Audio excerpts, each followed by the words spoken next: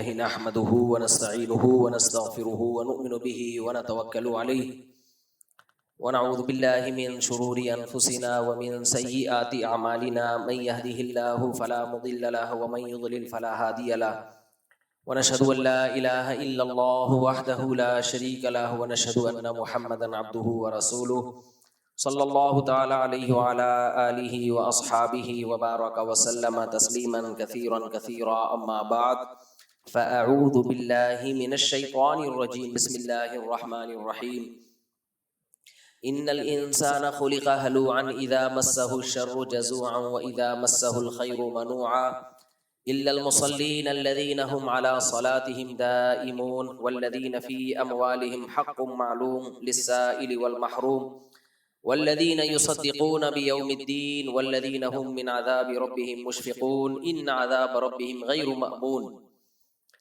سورہ معارج کی یہ آیات تھیں جو رمضان سے پہلے جن پر درس چل رہا تھا۔ آج سے انشاءاللہ اس کو یہیں سے شروع کرتے ہیں۔ اللہ تعالیٰ نے جو لوگ بھی اللہ کے دین پر نہیں چلتے، اللہ کی ہدایات کو فالو نہیں کرتے، ان میں ایک بہت بڑا فالٹ ہوتا ہے۔ اس فالٹ کو اللہ نے ان آیتوں میں ہائی لائٹ کیا ہے۔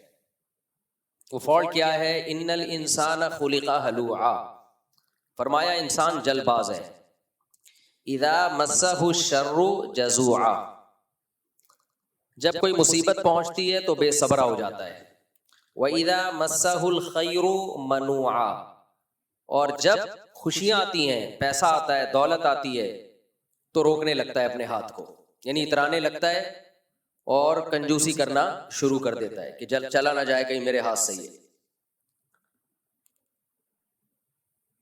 حالانکہ یہ دونوں خصلتیں ان لوگوں پہ سوٹ کرتی ہیں جو خدا کو نہیں مانتے۔ جو خدا کو نہیں مانتے نا، ان میں تو یہ چیز، یہ ایتھیس لوگوں میں ایسا ہو سکتا ہے، ہونا چاہیے، کیونکہ وہ ہر چیز کو اسباب کے ساتھ جوڑتے ہیں۔ وہ کہتے ہیں بھائی اللہ کچھ کوئی بھی نہیں، لہذا جب کوئی دولت آئے گی ان کے پاس تو وہ اس کو روکیں گے اس خوف سے کہ خرچ کرنے سے ختم ہوتی ہے، اور جب ان کے پاس کوئی غم آئے، کوئی پریشانی آئے، کوئی مصیبت آئے تو دل برداشتہ ہوں گے، کیونکہ وہ نہیں سمجھتے کہ اب یہ غم ہم سے دور ہو سکتا ہے۔ آج دنیا جتنی پریشانیوں میں مبتلا ہے، جتنی ٹینشنیں ہیں، ان کی بیس یہی ہے۔ یعنی خوشی آنے کے بعد بھی خوش نہیں ہوتے کہ یار چھن نہ جائے یہ خوشی، اور غم آنے کے بعد تو ویسے ہی ٹینشن میں ہوتے ہیں کہ یہ کیا ہے، غم میں۔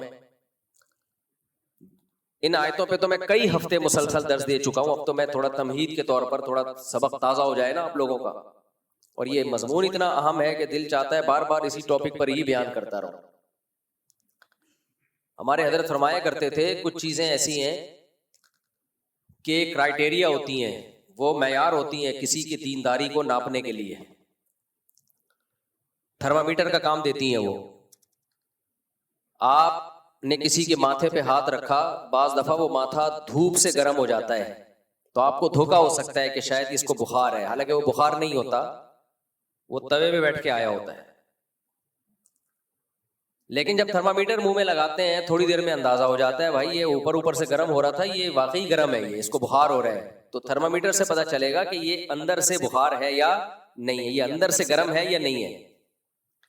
ایسے ہی کچھ چیزیں ایسی ہیں کہ آپ کا اللہ پہ واقعی سچی مچی میں یقین ہے یا نہیں ہے، یا ڈرامے بازی چل رہی ہے، دین کے نام پہ ایک گیٹ اپ بنایا ہوا ہے دین کا، تو اس کا ایسے پتہ چلتا ہے کہ غموں میں آپ حواس باختہ ہو جاتے ہو یا کنٹرول میں رہتے ہو،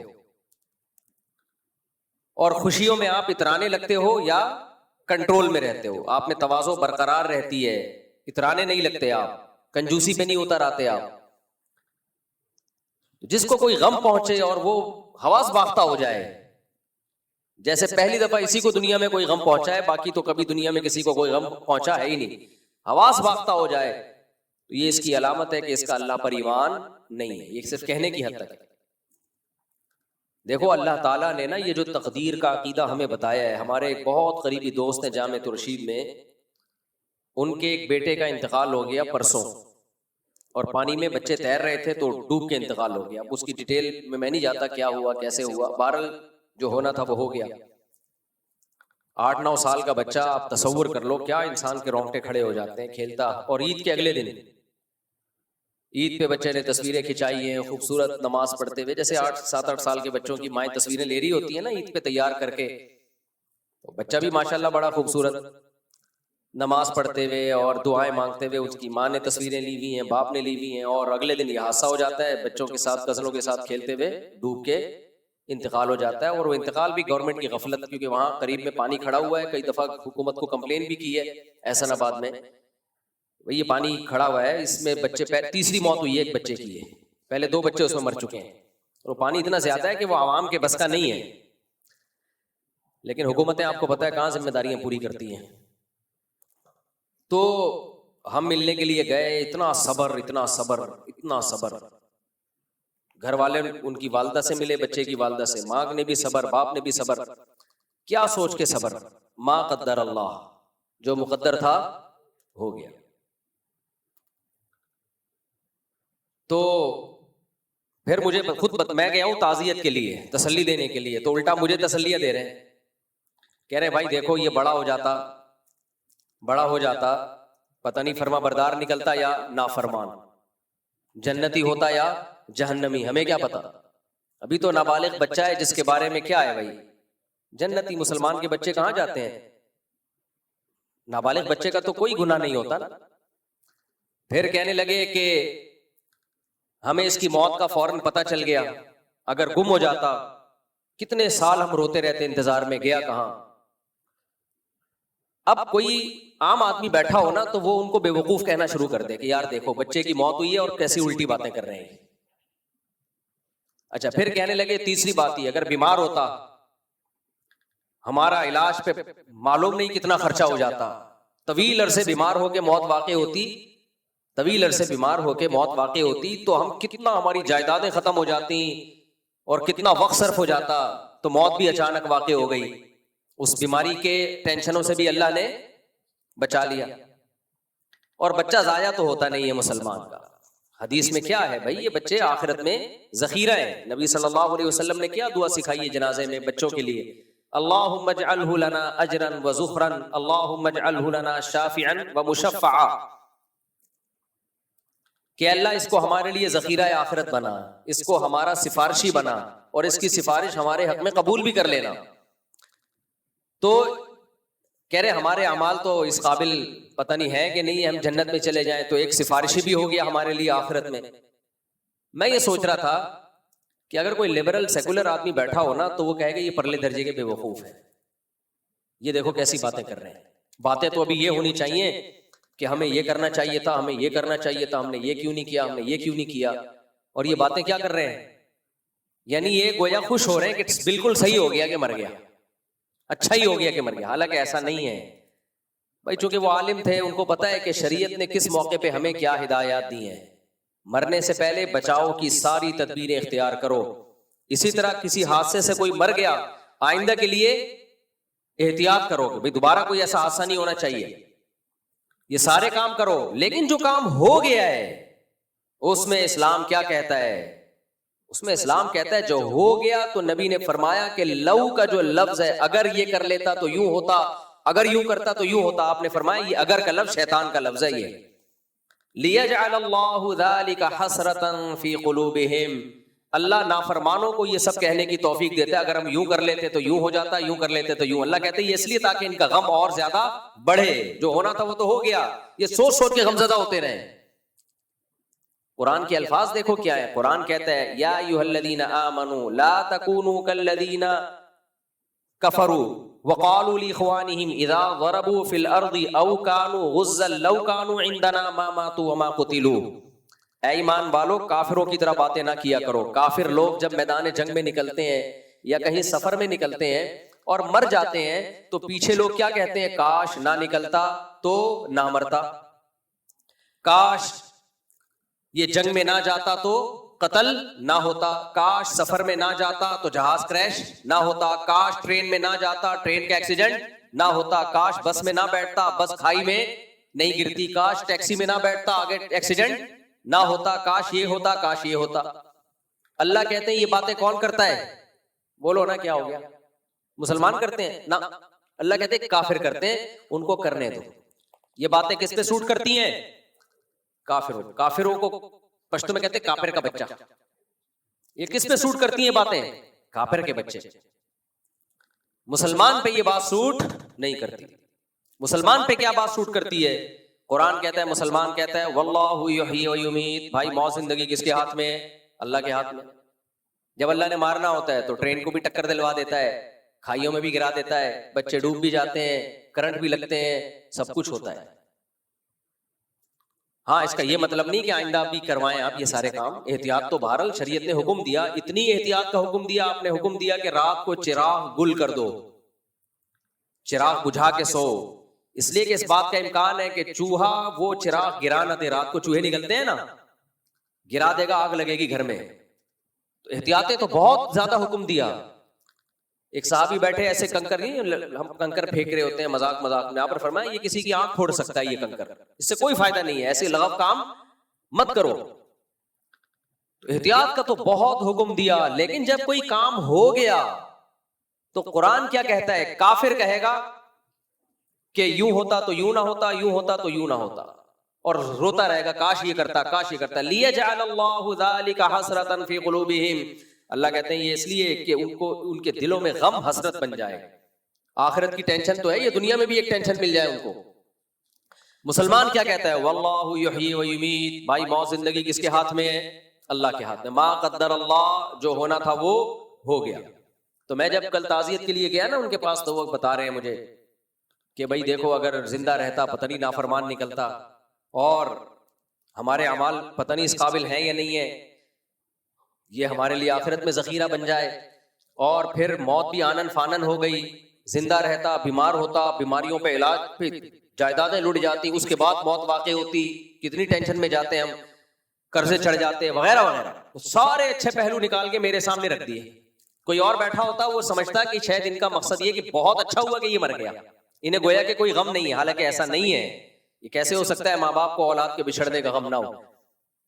لیکن علم کتنا فائدہ پہنچاتا ہے کہ بھائی شریعت کیا کہہ رہی ہے اس موقع پہ، کیا کہنے کا حکم دے رہی ہے. اچھے پہلو نکالو، برے پہلو مت نکالو. اگر آپ عقل استعمال کرو گے نا شریعت کے مقابلے میں تو سوچتے رہو بیٹھ کے. اللہ نے ہمارا مسئلہ حل کر دیا. دیکھو ہم عقل استعمال کرتے ہیں کہ نہیں کرتے؟ چاہیے کہ نہیں عقل استعمال؟ بولو نا. بے عقلی کی باتیں مسلمان کرے گا کبھی؟ شریعت نے ہمیں عقل استعمال کرنے کا حکم دیا کہ نہیں دیا؟ کیا مجھے تو لگ رہا ہے کہ شاید دیا ہے نا. لیکن اسلام نے یہ کہہ دیا کہ خدا کے مقابلے میں عقل استعمال مت کرو. ہمارے لیے مسئلہ کیا ہو گیا؟ آسان. اب اگر ہم بیٹھ کے سوچتے رہے کہ بھائی نہیں یار یہ تو عجیب سی بات ہو گئی، اصل تو یہی ہے کہ ڈوبا کیوں، گیا کیوں، یہ کیوں ایسا کیوں، فلانا کیوں، ڈمکانا کیوں، عقل تو یہ ایتھیسٹ کی تو عقل یہی کہتی ہے نا. لیکن بھائی جب ہمیں قرآن و سنت نے کہہ دیا، اللہ نے کہہ دیا کہ اب تم نے یہ سوچنا ہے. نماز ایک عمل ہے نا، ہم پڑھتے ہیں، کس نے حکم دیا؟ اللہ نے. تو اب یہاں عقل استعمال کرنا جائز ہے کہ میں نہیں پڑھوں گا، ایکچولی اس سے ٹائم معاذ اللہ ضائع ہوتا ہے، یہ ہوتا ہے وہ ہوتا ہے؟ نا نا نا بھائی، اللہ نے کہہ دیا فرض ہے. رمضان کے ابھی ہم نے چند دن پہلے روزے رکھے، 1 مہینہ. یہ ڈاکٹروں کے کہنے پہ رکھے ہیں، اللہ کے کہنے پہ رکھے ہیں؟ اللہ کے کہنے پہ رکھے ہیں. تو اللہ نے کہا کہ رکھو، ہمارے پاس آپشن ہی نہیں ہے نہیں رکھنے کا. تو اسی طرح اللہ نے غم میں ہمیں کہہ دیا کہ کیا سوچنا ہے اور کیا نہیں سوچنا. تو اب ہمارے پاس آپشن ختم ہو گیا، ٹھیک ہے نا. اب مجھے ان پہ رشک آیا، انہوں نے کہا بھائی ایسے ہوا تھا، اللہ تم یعنی وہ بچہ جو ہے وہ یہ ہو گیا، اور وہ فوراً ہی موت بھی واقع ہو گئی، اور ہسپتال کے خرچے سے بھی بچ گئے، اور آخرت میں ذخیرہ بھی ہو گیا، اور جناب یہ ہے اغوا نہیں ہوا، کوئی لاپتہ نہیں ہوا، تو اور بڑے ہو کے نافرمان نکلتا، کیا کتنی مصیبت میں پھنس جاتے، تو وغیرہ وغیرہ وغیرہ وغیرہ. کوئی ایتھیسٹ بیٹھا ہو یا ملحد بیٹھا ہو یا لبرل بیٹھا ہو، وہ کہے گا ان کا دماغ کیا ہو گیا ہے، خراب ہو گیا. لیکن حقیقت کیا تھی بھائی؟ یہ جو کچھ وہ سوچ رہے ہیں، اس سوچنے پر کس نے مجبور کیا؟ اللہ نے. اللہ نے کہا جب غم ہو جائے تو پھر یہ سوچنا ہے، یہ اللہ کی طرف سے پابندی ہے، اب یہ سوچنا پڑے گا. جب اللہ نے حکم دے دیا تو تمہارے باپ کو بھی اب یہی سوچنا پڑے گا. جب تک میاں بیوی کی مثال نہ ہو نا، بات سمجھ میں نہیں آتی. تو آپ کی بیگم نے آپ کو آ کے کہا کہ میں سوچ رہی ہوں غفار آپ سے زیادہ خوبصورت ہے، میں سوچ رہی ہوں. آپ کو غصہ آئے گا کہ نہیں آئے گا؟ بولو. آپ کا نام جمشید ہے اور وہ سوچ کیا رہی ہے غفار کے بارے میں کہ وہ زیادہ خوبصورت ہے. آپ نے اس پہ غصہ کیا, بیگم شٹ اپ, تم غفار کو مجھ سے زیادہ خوبصورت سمجھنے کا سوچ رہی ہو. تو کہ میں سوچ ہی رہی ہوں نا, میں کوئی غفار سے شادی تھوڑی کر رہی ہوں, نہ میں آپ سے ڈیورس لے رہی ہوں, میں صرف سوچ رہی ہوں اور جھوٹ بھی نہیں سوچ رہی. آپ دیکھ لو, یہ تصویر دیکھو اور اپنی دیکھو, اور حقیقت میں بھی غفار زیادہ خوبصورت ہو, واقعی ہو بھی. دیکھو آپ اپنے آپ کو دیکھو اور وہ دیکھو کتنا ہینڈسم. تو آپ اس بات پہ مطمئن ہو جاؤ گے, آپ بولو گے بات تو تم نے صحیح کی ہے, واقعی غفار ہے یار, میں تو اس کے مقابلے میں کچھ بھی نہیں ہوں, لہذا تم غلط نہیں سوچ رہی, تم جو سوچ رہی ہو وہ بولو صحیح سوچ رہی ہو, اس لیے میں کچھ نہیں کہہ سکتا.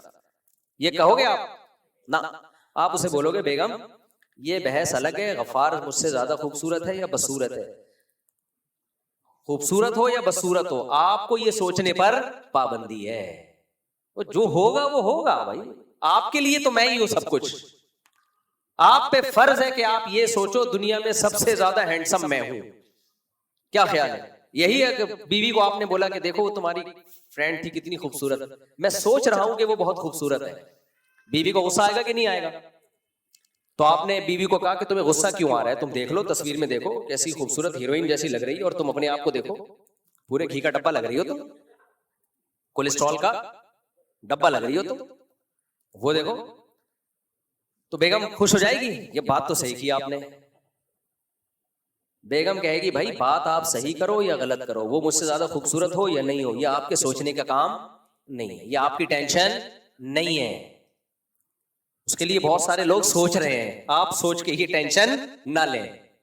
تو پتا چلا کہ بعض چیزیں صحیح ہوتی ہیں, پھر بھی آپ کو سوچنے پر پابندی ہوتی ہے کہ بھائی آپ کا ہیڈک نہیں ہے. تو اللہ نے ہمیں غم کے موقع پہ یہ کہہ دیا کہ تمہیں یہ سوچنے پر پابندی ہے کہ غلط ہوا ہے تمہارے ساتھ, اور یہ پابندی ہم کہہ سکتے ہیں کہ ہوا تو غلط ہے, لیکن اللہ نے سوچنے پر پابندی لگا دی. نا نا نا نا نا نا, یہ ڈیفرنٹ کیس ہے. وہاں تو غفار واقعی ہینڈسم ہے, لیکن شوہر کہہ رہے ہیں سوچو مت. وہاں تو دوسری لڑکی بڑی خوبصورت ہے, لیکن بیوی کہہ رہی ہے سوچو مت. یہاں اللہ کہہ رہا ہے کہ اگر تم نے یہ سوچا نا کہ میرے ساتھ غلط ہوا ہے تو پھر غلط ہی ہوا ہے, یہ سوچا کہ صحیح ہوا ہے تو پھر یہ غلط صحیح ہی ہوا ہے, میں صحیح کر دوں گا اس کو. تم آخرت میں کہو گے اللہ جو غم مجھے ملا وہ واقعی اچھا ہو گیا میرے ساتھ. اس کی مثال ایسے ہے جیسے اگر تم نے, جمشید کہہ رہا ہے اپنی بیگم سے کہ تم نے میرے بارے میں سوچا نا کہ میں خوبصورت ہوں, اگرچہ یہ سوچنا غلط ہوگا, میں خوبصورت نہیں ہوں, لیکن قدرت نے سسٹم ایسا بنایا تم سوچو گی تو میں ہو جاؤں گا خوبصورت, پھر تو وہ لازمی سوچے گی کہ نہیں سوچے گی. کیا خیال ہے بھائی؟ آپ نے بیگم سے کہا بیگم یہ انٹی بڑی خوبصورت ہے, بیگم کو غصہ آیا تو بیگم کہے گی بھائی خوبصورت ہے تو بھی آپ سوچ نہیں سکتے. لیکن اگر بیگم کہے کہ میرے پاس ایسا کچھ سسٹم ہے اللہ کی طرف سے کہ آپ مجھے میرے بارے میں سوچو میں زیادہ خوبصورت ہوں تو قدرت مجھے خوبصورت کر دے گی, پھر تو آپ لازمی سوچو گے نا بیوی کے بارے میں کہ یہی خوبصورت ہے. حالانکہ وہاں یہ ممکن نہیں ہے, جو خوبصورت ہے وہ خوبصورت رہے گی, جو بدصورت ہے وہ بدصورت رہے گی. لیکن یہاں اللہ نے ہمیں بتا دیا کہ تم غم کو اگر یہ سمجھو گے کہ یہ واقعی میرے ساتھ غلط ہوا ہے تو اللہ کہیں گے غلط ہی ہوا ہے پھر تمہارے ساتھ, اور اگر سمجھو گے نا کہ اچھا ہوا جو ہوا, ہمارا رب ہمارا خیر خواہ ہے, وہ ہمارے ساتھ اچھا ہی کرتا ہے, تو پھر یہ اچھا ہی ہوگا تمہارے ساتھ, کیونکہ طاقتیں کس کے ہاتھ میں ہیں؟ اللہ کے ہاتھ میں.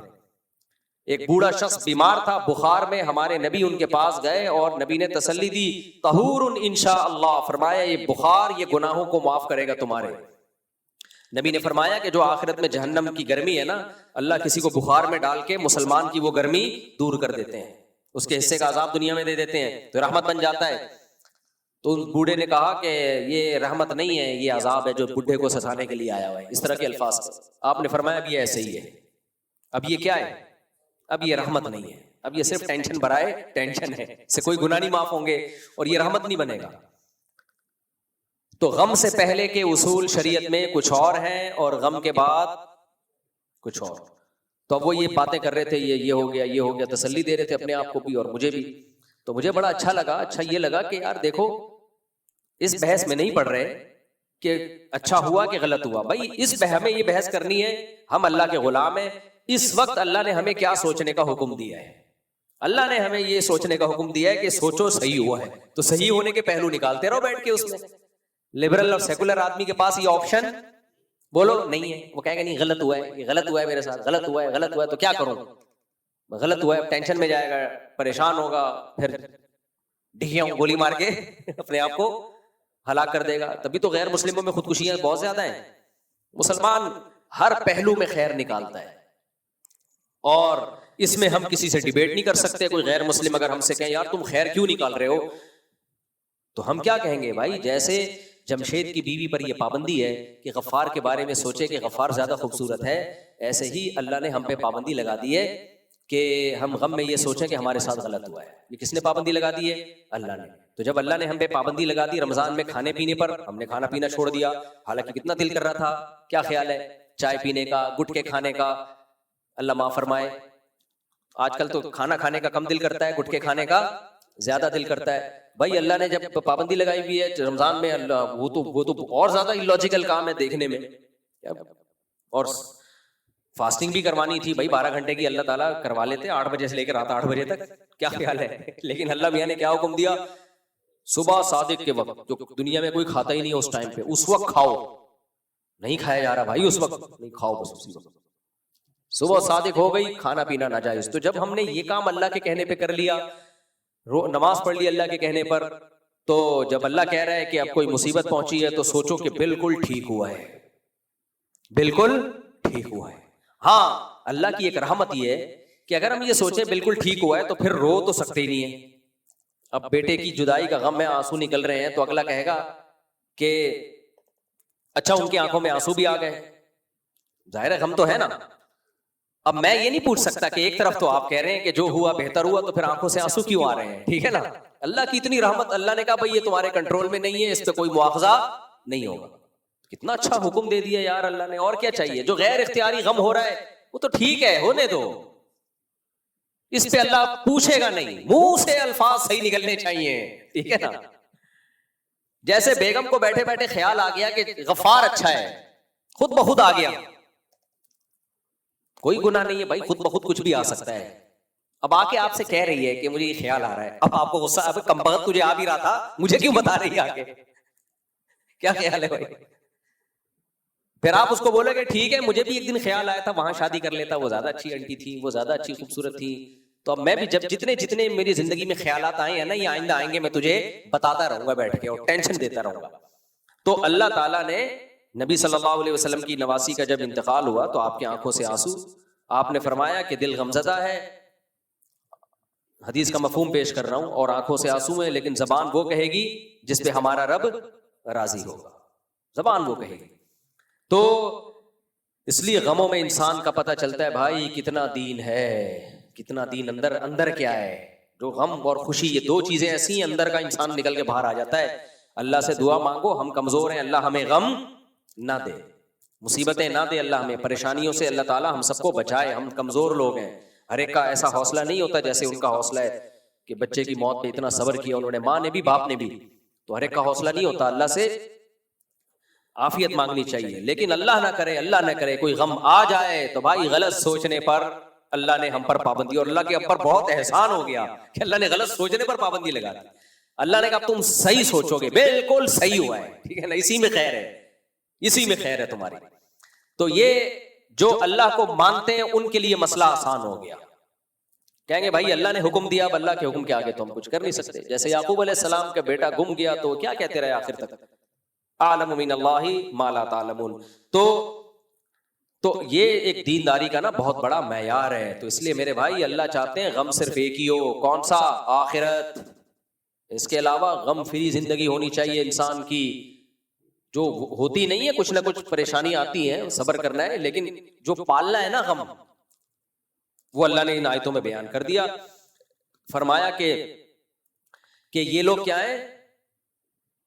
ان الانسان خلق هلوعا اذا مسه الشر جزوعا واذا مسه الخير منوعا الا المصلين الذين هم على صلاتهم دائمون والذين هم لفروجهم، سے پہلے والی آیت میں کیا تھا کہ والذین هم من عذاب ربهم مشفقون، کہ یہ ڈرتے صرف ایک چیز سے ہیں، وہ آخرت کے عذاب سے. نبی صلی اللہ علیہ وسلم نے فرمایا جس نے ایک فکر بنا لی نا کہ میرا اصل ہدف کیا ہے؟ آخرت، اصل ہدف وہ ہے.